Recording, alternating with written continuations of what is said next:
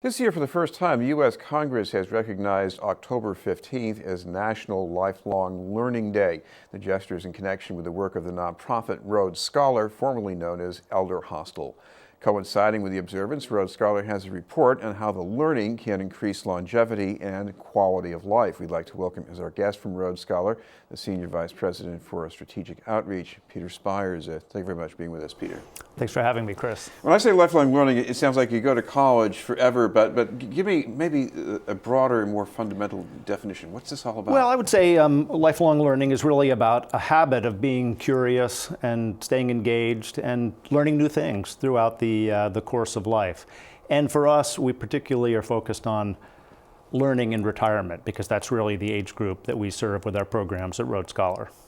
And I guess one of the things I've noticed that there have been some studies on things that usually are common among people who live longer, and I guess because they're longer, their lives are more healthy too. And I guess I see a lot of things about human contact. It could even just mean taking care of the grandchildren. Absolutely, in fact, I wrote a book a number of years ago called Masterclass: Living Longer, Stronger, and Happier, and I found that the four elements of successful aging were socializing, moving, creating, and thinking.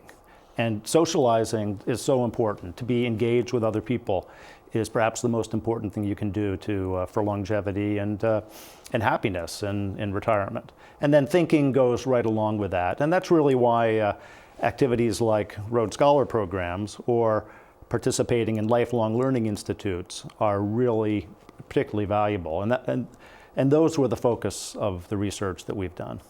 We've done studies on and some other kinds of coverage on the lifelong learning at UMass Boston and the OLLI program, and I guess that's one example of what you're talking about. Yeah, absolutely. In this area around Boston, we're really blessed to have a lot of resources for lifelong learning. There are lifelong learning institutes at Harvard, Tufts, Brandeis, UMass Boston, as you mentioned, UMass Lowell, Regis, Salem State. The list goes on. And for anyone who would like to find out about these organizations, if you Google Road Scholar Institute Network, you'll find a list of all the organizations like this all around the country. Well, tell me about Road Scholar. Well, Road Scholar is, we're celebrating our 40th anniversary this year. We're founded here in New England in 1975, and our mission is a not-for-profit mission. We're an educational organization, and we deliver education through educational travel. We go to 150 countries around the world.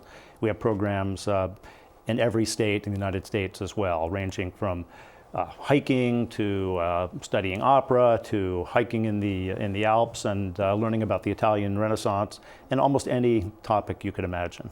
Now, I've seen things about field trips for people. Put a bunch of retirees in a bus and send them to a casino. But what about your option? What's the advantage? Yeah, that's really not what we're all about. They used to say, if this is Tuesday, it must be Belgium, and that's not the kind of travel we do. We take people behind the scenes, we have expert instructors, and it's really like going back to college when you take a Road Scholar program.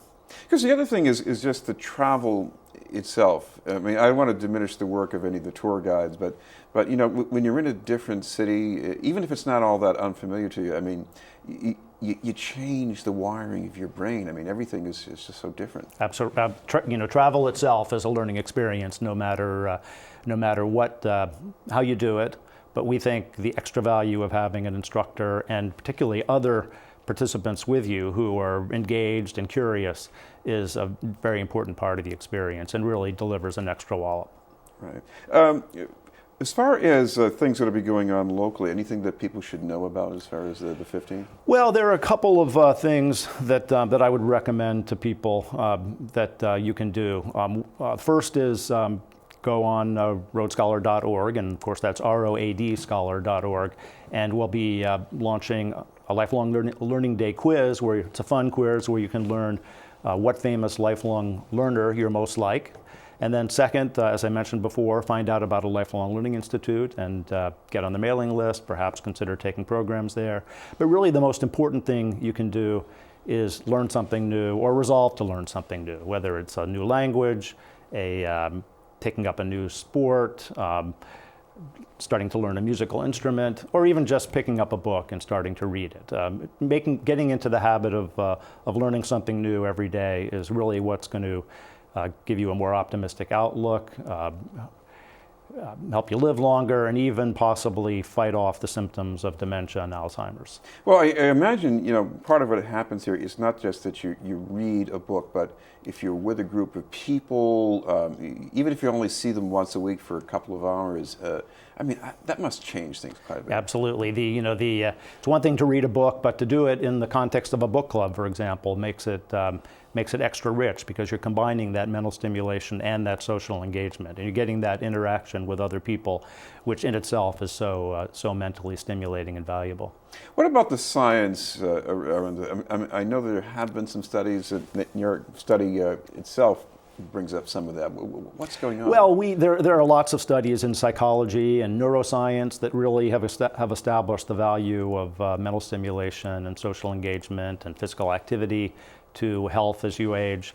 But the study that we did focused very directly on organized lifelong learning, like Road Scholar and the Lifelong Learning Institutes. And what we did in our research was to survey a panel of people who do those activities and compare it to a national survey. And we found that the people who are very engaged in social lifelong learning of that kind are 70 to 80% more optimistic about the future than the average older American. And that's one of the common measures of what it means to age successfully. Why do you think they're optimistic?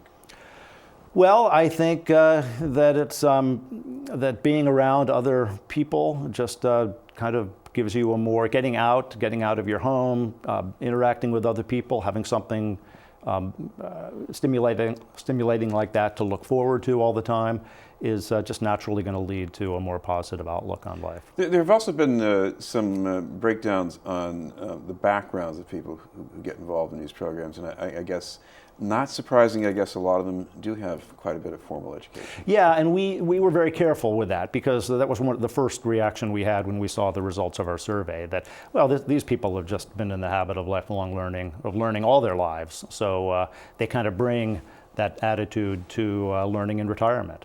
But we manipulated the results and did what a common kind of exercise called reweighting the results, and we found that you could eliminate the educational attainment as one of the variables, and you still saw that 70 to 80% boost in optimism about the future. Do you ever run into people who say, this is all very nice, but it's a luxury? I mean, most of us, especially when we're younger, we learn so we'll make a living and raise a family maybe.